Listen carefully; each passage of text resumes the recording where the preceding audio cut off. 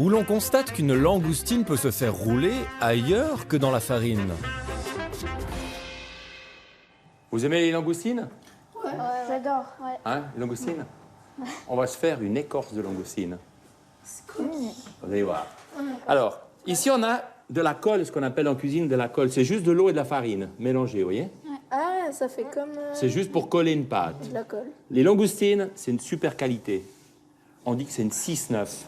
C'est 6 à 9 pièces à la livre anglaise. Donc, c'est une qualité magnifique. Vous pouvez regarder, hein, c'est super beau. Ouais, elle est bien souple. Alors, vous allez prendre du sel ici. Vous voyez, prenez un peu de sel, là.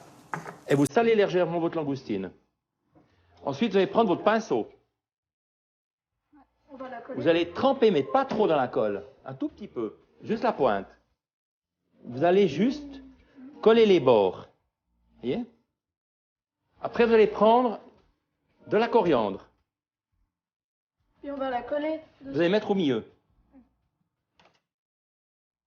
Après, vous posez une feuille de menthe. Et la feuille de menthe, vous la posez au milieu, sur la coriandre.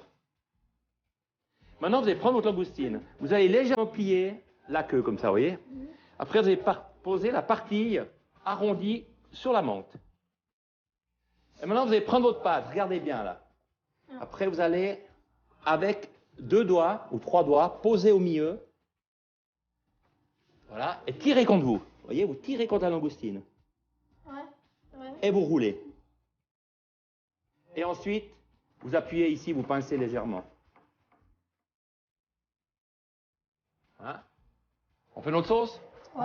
Alors, vous avez une petite pipette là-bas, c'est du jus de citron. Vous en mettez une cuillère chacun. Et après, vous posez 2 cuillères de miel. Une petite pincée de curry. Après, c'est de nouveau, si vous y mangez fort, vous en mettez plus. On peut mélanger. Vous voyez? L'idée, c'est une texture un peu crémeuse, toi. Hein? Vous voyez, là? Ouais. Ça, c'est des figues séchées. On les a mixées, donc dans un bas mix, avec un peu de jus d'orange. Vous prenez de la figue, une bonne cuillère, et vous posez 2 points. Comme ça, sur la planche, vous voyez? 2 points. Pousse avec le doigt, n'aie pas peur. Venez avec vos langoustines, on va les cuire. Posez dedans comme ça, et vous lâchez, doucement, hein, c'est l'huile, attention. Hein.